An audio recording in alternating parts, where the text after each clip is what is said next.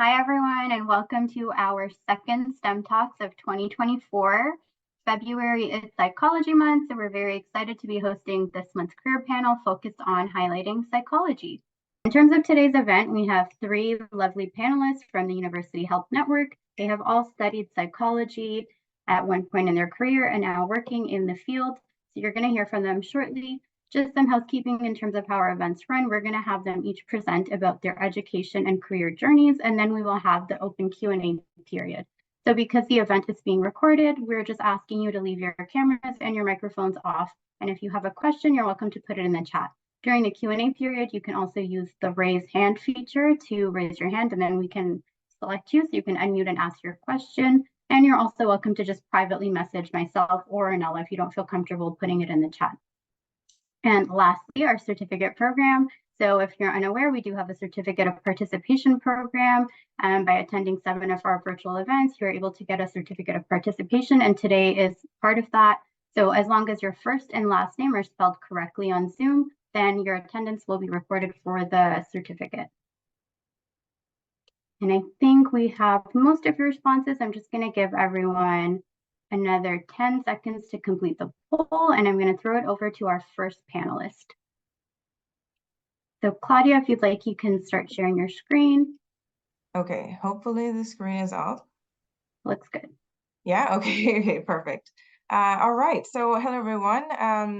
I'm Claudia, as was just introduced. I guess before I jump into that, I'll just quickly thank Ornella and Trisha for inviting me to be a part of this panel. And thank you so much for showing up to listen, to hear about all three of us, and just the journey, the different pathways that you can take to with your psych degree, or if you pursue psychology. As I mentioned before, I'm Claudia. I'm a bioethicist at UHN, an education investigator at the Institute for Education Research, also at UHN, and an assistant professor at University of Toronto, where I teach a very specific course called Bioethics and Racial Justice at the Joint Center for Bioethics.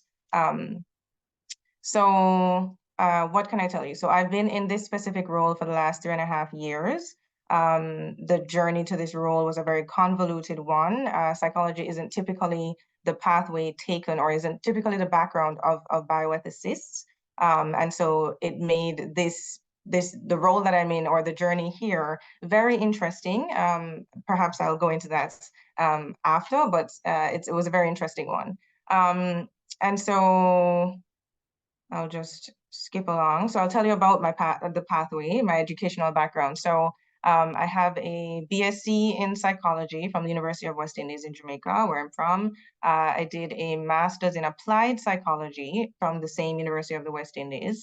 It was when I was pursuing those 2 degrees that I did a couple health psychology courses and just completely fell in love with this entire topic of health and like the body and the mind, and wanted to pursue that further with a specific focus on body image related research. And so pursued a PhD in applied social psychology.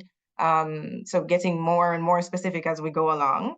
And it was at that point that I was introduced to bioethics and bioethics research more specifically. Worked on a really big project looking at children's involvement in biomedical research.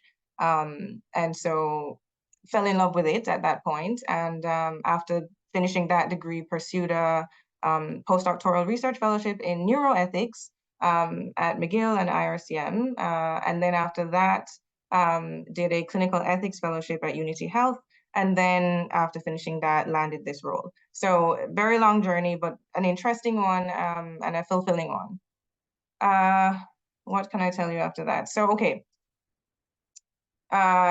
This slide essentially unpacks like what my area of research interests are, but also just what brings me joy in relation to this work. But before I go into that, I'm sure many of you are sitting there like, okay, well, what exactly is bioethics? I've never heard of this. What is this? So just to give you kind of like a high level summary, bioethics is the application of ethics to medicine or healthcare more broadly. So when we think about ethics on a whole, what comes to mind for me at least is right versus wrong, good versus bad. So think about that, but in the context of medicine, in the context of healthcare. So it's thinking about like the study of values, it includes the study of values and describes how we should versus can respond to ethical dilemmas or ethical issues as they arise in patient care, as they arise in family interactions, as they arise in many different areas of medicine or areas of healthcare. And so typically when we think about like resource allocation, so a good example is if you have, 4 ventilators. So for example, think about the pandemic. We have 4 ventilators and you have 10 people with COVID, and you have to prioritize who gets access to the ventilator. Typically, you would rely on a framework to help you think through, okay, what factors do we need to think about, how, when, why, and who should get access, and what, like thinking about the priority setting. So bioethics, that's a core piece of it, and bioethicists are involved in making those frameworks. We don't make decisions, we help the decision makers arrive at the end goal. And so where was I going with this? I was telling you about what bioethics is. And so in this broad area, my particular area of interest really kind of fall around health equity. It's looking at, racial discrimination in healthcare. It's thinking about, when we think about bioethics on a whole, it's looking at the racial justice component. So there's a lot of injustice, and so I'm particularly intrigued by or wanting to kind of delve into the pieces around how do we go about accessing justice for those who need it. And so adding on to that, research interests include addiction neuroethics, Black health and Black identity, body image research, as I mentioned before, and then just broader understandings of health and illness. And so a week in the life. So what exactly does a role look like? So on a day-to-day basis, the role changes. Monday is not the same as Tuesday, it's not the same as Wednesday. So we get called for clinical and organizational consultation. So, we can be called by patients, by members of the healthcare team, by healthcare leaders. Anybody can call bioethics if they perceive that there's an ethical issue and they could use some guidance, then they can call the bioethicist. We also do research ethics review. So many of us sit on the different research ethics boards as part of the hospital work. We're also involved in policy writing and reviewing. There are many different committees that we sit on. We participate or we host or facilitate ethics education. We teach, as I mentioned before, so teaching at the Joint Center for Bioethics. We're involved in research, and then we also supervise students. And so just to give you an example of the current project that I'm leading, so as I mentioned earlier, policy writing and reviewing. So UHN currently has not a policy, but a guideline, which is very similar, around caregiver preference. So essentially an ethical issue that happens a lot in the hospital system is you may have a patient or a family member that comes in and says something very discriminatory or has a discriminatory request or refusal. So for example, a patient saying, I don't want a doctor of a specific racial background. How does the hospital deal with that? And so there exists right now something called the Caregiver Preference Guideline, which is supposed to provide guidance to different members of UHN in how to handle this when when they're encountering such a situation. And so this project that I'm in the process of revise, or this guideline that I'm in the process of revising, is a core function of the job. And so right now it has spanned over a year, and we have done several interviews with many members across UHN on what exactly is the type of support they need when they're faced with this type of refusal, request, or just discriminatory behavior. And so coming out of this project are many different outputs. The first, the major one being a revised guideline, and then the others being, knowledgeable kind of scholarship on how to protect healthcare workers. And so one of the students I was supervising, Son, we recently published this paper on how to protect clinical learners in Canada, and well, not how to, but who protects. So asking questions around, who exactly is protecting and how, and then kind of raising concerns or raising considerations regarding any institution doing or revising patient bias policies. So, there are tangible things that come from what we're doing on a day-to-day basis, things that really work towards ensuring the daily interaction or just the daily experience in the hospital is one that is manageable and can see the flourishing of everybody and not just some groups. And then, okay, so lastly, the importance of bioethicists and why I chose this career. So, the hospital isn't necessarily a safe place for everybody.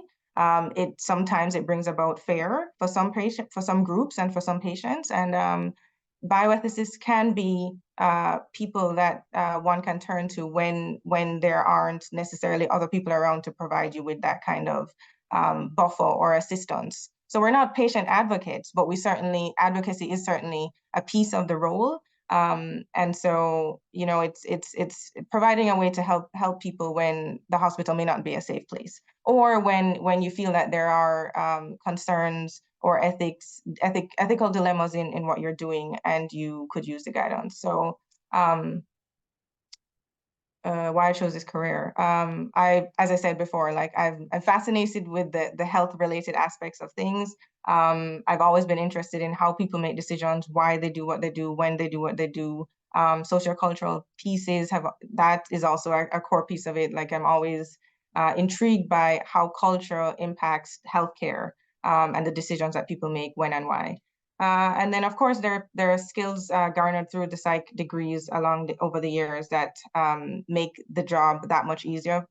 For sure, the research-oriented skills picked up in all of the degrees are used on a daily basis, as well as facilitation, mediation, negotiation skills, etc. And on that note, I will stop sharing and pass the baton on. Okay, does that look okay for? Looks great. Okay, great. So hello, and thank you for inviting me. I'm excited to be here today.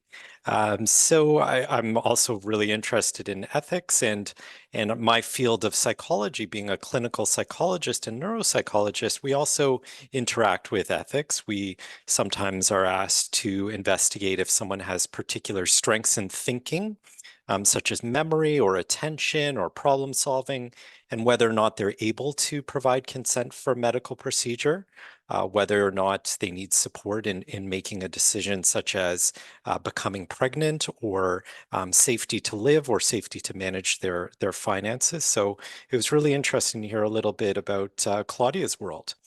So I spend my time as a staff psychologist and neuropsychologist, really as a consultant to different programs, kind of weighing in on how people are doing with thinking skills and how we can be helpful in particular medical procedures. So I'll tell you a little bit more about what I do. And academically, I'm a clinician investigator, so I'm involved in certain research that's clinically oriented, and I also do some teaching at the University of Toronto. And so who am I and where did I come from? So I'm from Toronto, but as you'll see in the next slide, I spent a lot of my time training in a lot of different places. But this year is my 10th year at Toronto Western. And in my free time, I enjoy playing guitar and playing hockey and watching hockey. And some of my past patients have been National Hockey League players and professional athletes that are retired in football. And so there's a relationship between playing sports and things like memory and attention and thinking skills. And I'm happy to talk more or answer questions about that. I also see certain younger adults who have experienced concussion and they're wondering, is it safe to return back to sport or am I at my baseline level? So that's also part of my role. And in terms of how I got here, I did my bachelor's at Western, and that was in the area of psychology as well as life sciences. And then I went on to do my master's degree and PhD in a field of clinical psychology, but within a subspecialization of neuropsychology. And then I later did my clinical residency at Duke University. And then my fellowship was at Washington University in St. Louis. And that was in medical psychology and clinical neuropsychology. And so you might be asking yourself, what does a clinical psychologist do? And so one important place that we're found is in surgical programs. And so, for instance, if someone's having a medical procedure like surgery to help stop seizures that aren't responding to medications, it's important to assess how someone's doing from a thinking perspective. And if the part of the brain that they are removing is going to impact thinking skills, and allow people to understand that and make a really informed kind of an informed decision about their willingness to have certain changes in cognition and to make the best decision for them. And it also comes up in other medical conditions, things like brain tumors, things like strokes, changes as people age, conditions like dementia, medical illnesses like certain types of infections or viruses, as well as different types of medical procedures like deep brain stimulation for Parkinson's and other medical conditions.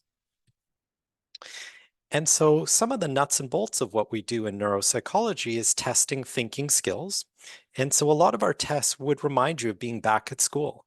And so you might think about times where you've had to build a puzzle based on what the pieces look like and try to match the pieces to a particular puzzle, or completing a pattern to see how a pattern evolves over time, or doing different types of memory tests like you've done in school where you're trying to remember things and memorize things for tests. And so we use tests like that to test thinking skills and to develop kind of like your own blood work, different levels of strengths and weaknesses to say, how are you doing in each department and checking in on them, and to give people feedback about where their thinking strengths are, as well as thinking weaknesses. And what does that mean? So does it fit with a known profile of strengths and weaknesses? Is it expected for your age and education? Is it known to be suggestive of a particular medical condition? Is it suggest someone hasn't recovered from concussion? Those are the types of questions that we try to navigate in neuropsychology. And one kind of fun part about neuropsychology here at Toronto Western is that I'm involved in a procedure called functional magnetic resonance imaging. And so that's a special type of MRI. While someone is in an MRI machine, we do particular tasks like language tasks. And so while someone's inside the MRI, they'll be wearing these special goggles and they'll be able to see a screen inside. And I might show them some words or some pictures. And I might say, try to think of as many animals as you can, or what is the name of this object I'm showing you? And based on seeing that image inside the MRI, individuals can show a particular pattern of activation where blood transfers more to a part of the brain that's involved with language. And that tells us if that part of the brain becomes more oxygenated with blood, that it's involved in the language task. And so on the screen, you can see pictures of the brain, and those blobs on the brain are areas of activation involved in someone's language. So if the neurosurgeon wanted to know, where is this patient's particular language region so that we don't impact them during surgery, I would do this fMRI study with them, and I would transfer these images to the neurosurgeon so that when they are in the operating room, they would try to operate around their areas of language so that someone wouldn't have a language deficit after surgery to the best of their ability. And so what does a week in my life look like? Just like Claudia, no day is the same, but one kind of way that I spend my time is assessing thinking skills with people. And so I'll do some of these tests where we'll look at memory, attention, intellectual skills, problem solving, and we'll try to put that together with different types of structural information, like how their brain looks or how their brain activates, like on fMRI. And we try to put that information together or integrate it in a way that allows us to make decision-making kind of procedures about something like surgery. So based on someone's memory or language, how can we optimize a surgical approach? Or if we want to make sure that we don't impact memory or verbal memory, how can we try to approach this tumor or this seizure focus so that we don't actually harm someone's better thinking skills if we're trying to protect those thinking skills? And so every day is different, and there's all sorts of different challenges.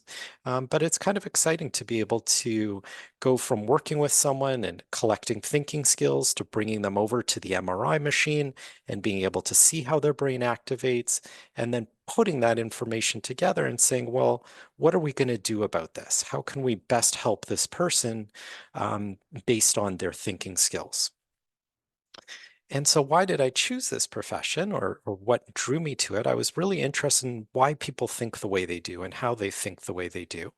And I was really influenced by kind of special intellectual skills when I saw kind of movies growing up like Rain Man. Like, how is he able to remember all of those things? Like, memory is so interesting. How does it work like that? Or how are people who are brilliant and can solve physics problems? Like, how do they think? So I really followed that, and then I was curious about, well, how does the brain change with something like a concussion or an illness? Because all of these hockey players that I loved growing up, like Eric Lindros, he's had a number of concussions. How does that impact thinking skills? And so what I'm hopeful in the future is that we can better understand thinking skills so that we can help people have safe sport and long and healthy lives, and to be able to do the best they can if they have any sort of challenges with thinking skills. And so with that, I will pass it over to our hosts and Tenzin. All right, wonderful. Well, that was a great presentation, Claudia and Dr. Gold. I'm going to talk about social work now. So once again, my name is Tenzin. I am currently working at Toronto Western Hospital, inpatient. There's 2 floors on which I'm located. So one is on the general surgery team, and the other one is on cardiology. A little bit about me. So my background is I'm Tibetan. And I was pretty much raised in Toronto since I was 8. And one of the things I'll say about being a social worker is, and I talk to my peers, colleagues, a lot of the time growing up, we've all been in some way involved in many different extracurriculars or various programs in the community. And I think that's sort of what a lot of what I find social workers are often doing, especially, during like times like high school, during times like college. Myself, I was part of a few different clubs. Some of these you guys might be in already, like Key Club was a really popular one, Greenest City, Women's Power, Tibetan Club. There was so many clubs in my school. So if there's any clubs in your school, I would highly recommend joining, especially if you're interested in social work. You get a lot of exposure to meeting different kind of people, and if you're interested in social justice, like I was, or just connecting in the community, I think I'd highly recommend, just being involved and doing different things. All right, oh, there's another picture of me, just a little few of my involvement in the community when I was younger. A little bit about educational background.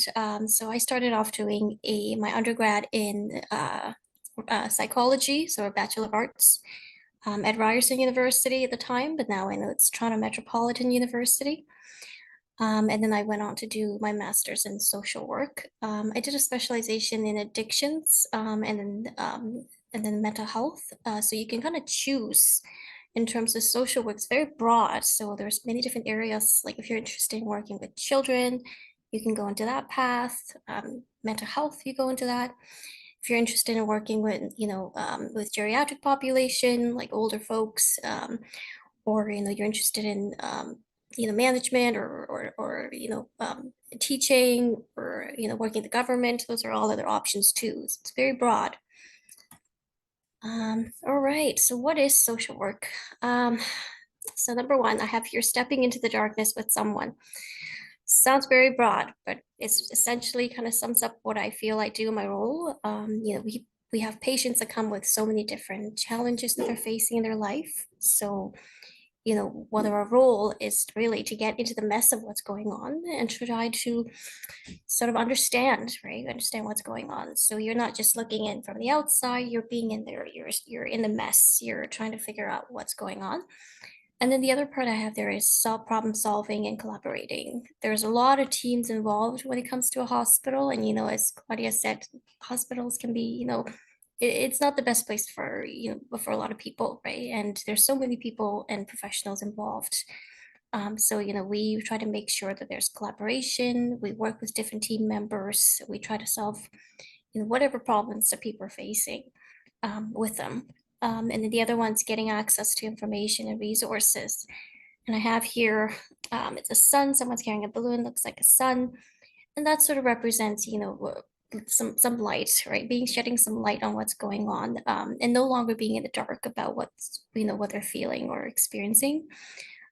Sometimes it's just information that people need that they don't have. That's all it need. That's all they needed to go from being stuck to being able to move forward. And that's our role, is to make sure they are able to access that. All right, what does a day in my life, in my work day look like? Every day some parts are pretty much the same. There's some structure, but other days, like when it comes to, what kind of patients you'll be meeting, what kind of, issues you'll be dealing with, it's very, it's very broad. You couldn't tell, right? You walk into an unknown and you try to figure out what's going on. But I start off my day with, I'm reviewing charts, I'm reviewing notes from other professionals. I attend my interprofessional rounds. So interprofessional, there's pharmacy, there's, medical team, there's nursing staff, right? There's physiotherapists, occupational therapists, there are respiratory therapists, all kinds of professionals that we work with that are in these rounds to try to sort of, collaborate on what's going on. And then we see patients and we do what we call psychosocial assessments, basically trying to say, what's going on, right? Trying to figure out what all the issues are and try to get to know a person in all aspects of their life, right? So the unique thing about social work being that we don't focus, on the medical, we focus on the other social aspects of health, right? The social determinants of health, right? Like housing, their income, their family supports, they're facing any legal issues, various psychosocial topics that we deal with. And I listed a few here. Some of the common issues that we often encounter with patients that are presenting at the hospital may just not be a medical issue, right, that they're just dealing with. And that often complicates the medical issue. All right, just a few more things. We do a lot of documenting. Very, very important that we do documenting. Sometimes our notes get subpoenaed by court. So we really want to make sure we're doing a great job documenting. And then we attend a lot of staff family meetings as well. Importance of social work. I think John touched on some of these already, but really, giving people access to resources, connecting them to services, connecting them to the right people, building connections, really important. A lot of people, they live alone, they have very little supports, and loneliness is a huge challenge for, a lot of folks. And especially coming into hospital, you're not at your best. You need people around you, right? So our role a lot of the times is to make sure there's supports when someone goes home, right? So beyond what happens at the hospital, are they going to be okay when they leave the hospital? So that part is something that we put a lot of focus on to make sure that wherever they go, that they're looked after. Aligned with passions, I said, it's a helping profession, people help in different ways.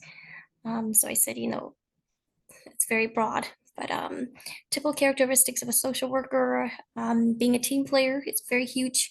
You're collaborating with so many people. Every day I'm working with at least 10 different people that I'm talking either on the phone, face-to-face, virtual. Patience is a big one, right? You have to build rapport with patients. You have to build connection, and not all patients are, willing to open up right away, right? So patience is a huge one. Being empathetic, and being a good listener. That's also really key. And I think that comes from, a lot of psych background. All of these things are really relevant as well. All right, so I think that's it for me. I'm going to stop sharing and I'll pass the mic back. That was great. I think social work is such an important part of keeping our hospitals running and our patients supported. And you mentioned how you work with so many different people. So with that said, we're going to get started with our panel of 3 different people today. So you've heard from Claudia, David, and Tenzin, and you are now welcome to put your questions in the chat, or you can use the raise hand function if you have a question you'd like to ask. In the meantime, I'm just going to get started with a pre-submitted question. So some students were asking, if you've studied psych in undergrad or you're interested in psychology in high school, how do you get from doing psychology in school into the real world? So I know you all kind of touched on your career journeys, but maybe you can kind of each answer to what specific licensing you might have needed or what you needed to get from studying psychology to practicing what you practice. And maybe we'll go in the order of presentation. Claudia, do you want to take that first? Sure. So there's no licensing required for applied social psychology. So there's yeah. But for bioethics, typically you have to do a fellowship. So you have to do like a clinical fellowship where you know, like you're in the hospital, you're shadowing, you know, there's the whole like and I say typically because they're those practicing who you know, don't necessarily have the fellowship but have other, you know, as I said, like the pathway in is different. So it's a tricky answer. And it truly is different for everybody. Thank you. And David, what about you? How did you get from studying psychology to practicing in your field? Sure, I would say from high school and undergrad, there's different things you could do to try to test your interest to see if you like doing psychologically motivated things. So I volunteered a lot. And one thing I did was I volunteered for the Special Olympics. I volunteered for the Out of the Cold program in Toronto. I volunteered at a crisis center and downtown at a homeless shelter for women. And I started to realize that I enjoyed being with people who needed help in that way. And so if you seek out opportunities where you are able to kind of learn about people who have different psychological needs, I think that's a really good way of testing out if you like it. And then I think from there, if you're beginning a program in undergraduate or graduate, you can think to yourself, do I want to be in a clinical role or do I want to be more in an applied role? And if you're interested in clinical roles, there are specific programs to do that. And there are a whole range of applied psychology roles that you could be thinking of, everything from marketing to resource managing, like human resources, to people who have business degrees sometimes have psychology backgrounds, and it's a particular advantage. So having training in psychology can also be versatile and allow you to pursue other types of things, even go on and do medicine. I know a couple of people with undergraduate psychology degrees. Thank you. And Tenzin, how about you? How did you transition from psych to social work? Yeah, it's a great question. So I think, I think what shaped, because when I did my undergrad, I was really interested in mental health. So I would have sort of gone more into psychology, but then it's my sort of, and and that was very impressive, that volunteer experience, that I would say that sort of shaped more of where I saw myself going in terms of what I wanted to do.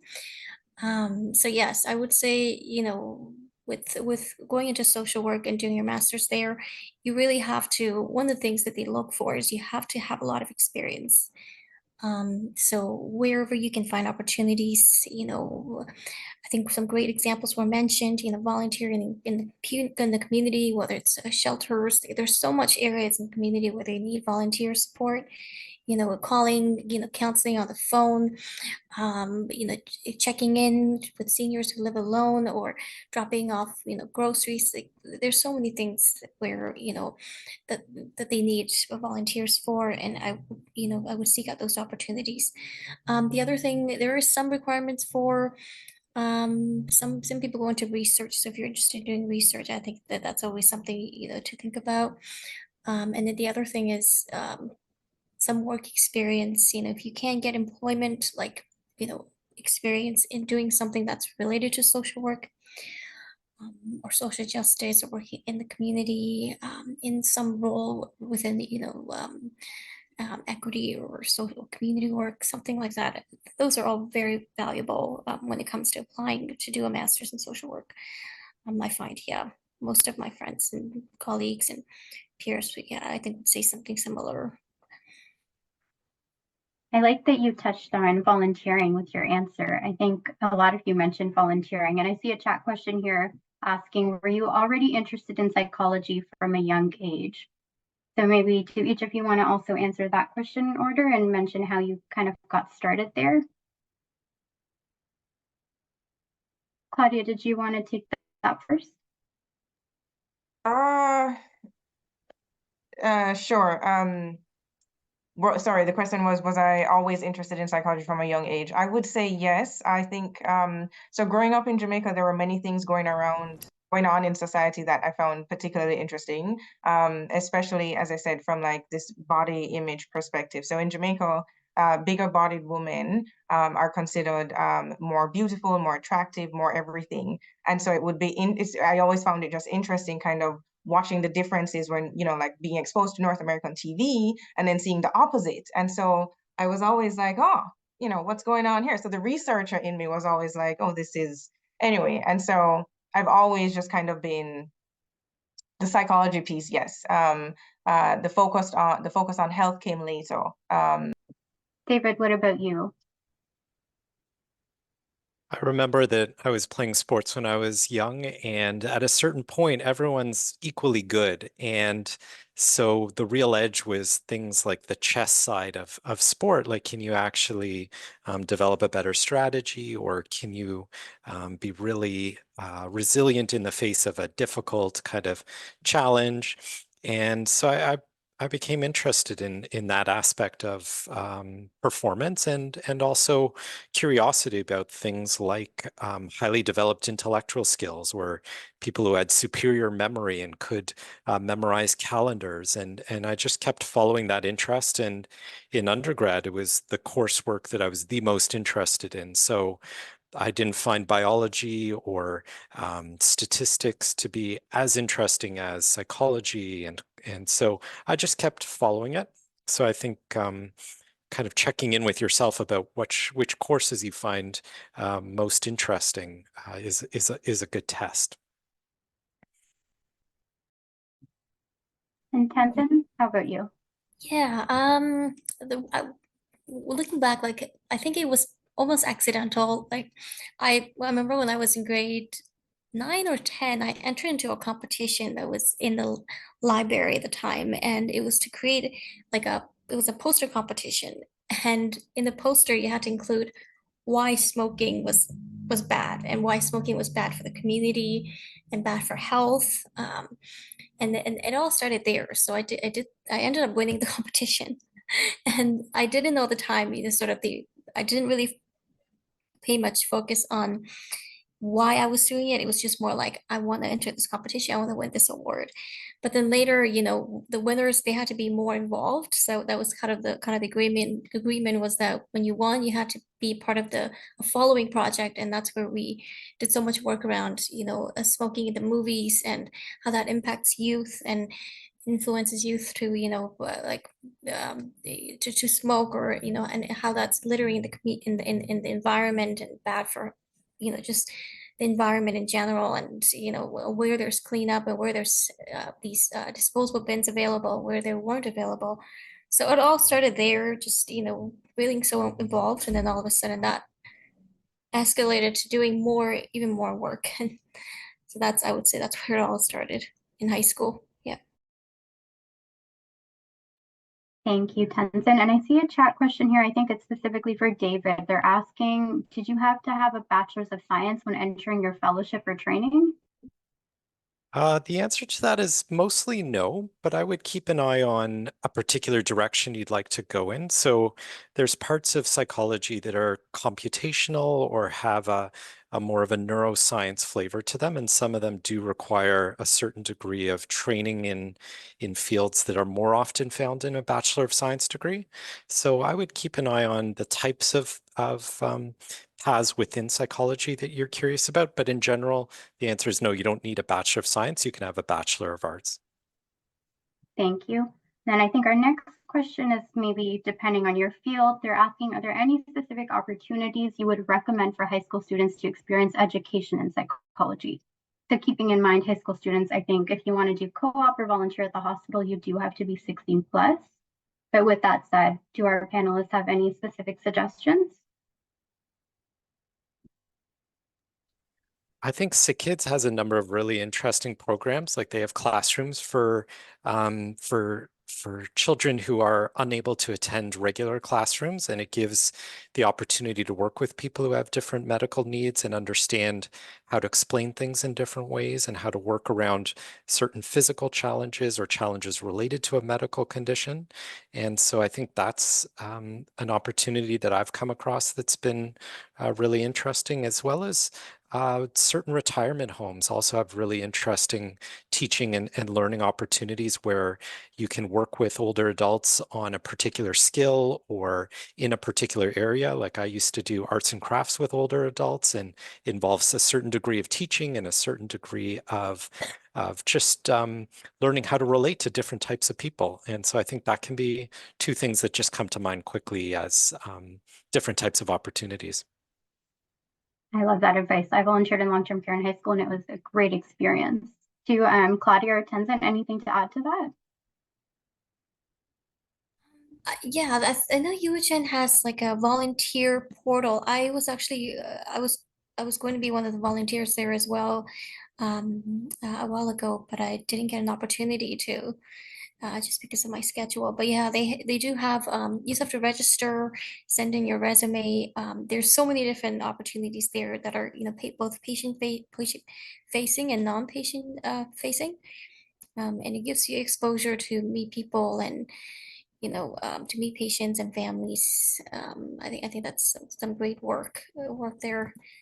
So I will look into that for sure. We can definitely send the link for that in the chat as well.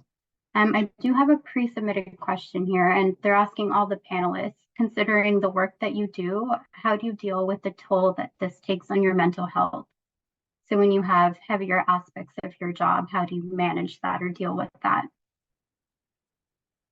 I'm happy to start that because it's something I've thought a lot about. And I think that it's a sign of caring when you're affected by what's going on around you. And I think you have to be aware of how it does impact you. And I think about animals in the wild that after they're done kind of being chased by a coyote, they often shake themselves out and do a big shake to remind themselves that the stress of being chased by a predator has ended, and now it's time to relax and change environment. So I think being aware of how you feel and having strategies that allow you to kind of express whether it's sadness or anger or frustration, whether it's through sport or art or through talking, those are all ways that you can acknowledge the stress cycle and how it's impacted you, and then how you can let go and say, now it's time to relax and take care of myself. Yeah, that was a great response. And so I guess kind of echoing much of that. So given the nature of ethics work, we get called when the place is already on file, right? We don't get called before and it's always a bit like a 3-alarm file. And so of course the toll is one that is heavy. The burden is heavy, and so it definitely requires so as David said, like recognition of it, acknowledgement, but also actively seeking ways to address it. So certainly there's a team of 7 of us, and so we do check in with each other regularly as a way of support, but also an avenue to kind of unpack what has happened, like the emotional impact of it, the weight of it, the burden of it, and I guess as a means to kind of address it. But then it's also kind of not being afraid to rely on one's broader social support, right? So family and friends, and like not kind of what's the, I guess some might have an innate reaction, which might be to kind of just bottle it in and, just move on to the next thing in life. And so it's kind of, being aware that that might be the way that one copes and kind of counteract it. Yeah, Tenzin? Yeah, no, I completely agree. Like on myself, I do a lot of check-ins. We talk about really difficult conversations at work with patients, with the team, and it's constantly checking in with yourself, and constantly checking in with like my colleagues. And it's so important, I think, at work to have people that you can go to talk through about what transpired within yourself, right? And if you need time, right? And when you go home, doing something that you enjoy, and trying to create some structure, like that's for me that's so helpful. Is like when I'm done work, I'm done work. I don't think about it. I really try to focus on being at home, doing something I enjoy, and then when I'm at work, I'm at work. So that's really important, the boundary, right, between work and life, your personal life, and then constant check-ins, and then definitely, a debrief, whatever happened with your colleagues, your supervisor, and talk through what went on inside of you, right? I think that's some good advice and probably applicable for any field or career that you're working in. Do you see a chat question here asking just generally, what advice can you give to students who are unsure if they should pursue a certain major or program? Maybe Tenzin, you want to start?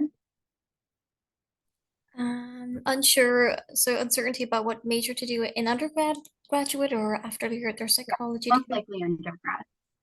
Undergrad. That's a great question. I don't know what I would say. Like I have few friends, back when I was in high school, we're often not sure about what we want to do. I don't know if there's a guidance, if there's I know some people they talk and with their guidance counselor, or there's a career counselor. I know a lot of schools have them.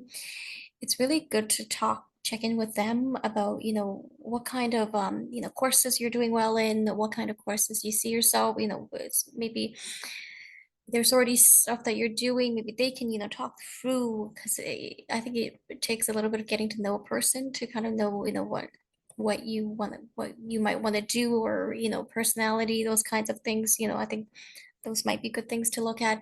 But yeah, I would talk to your guidance counselor, for sure.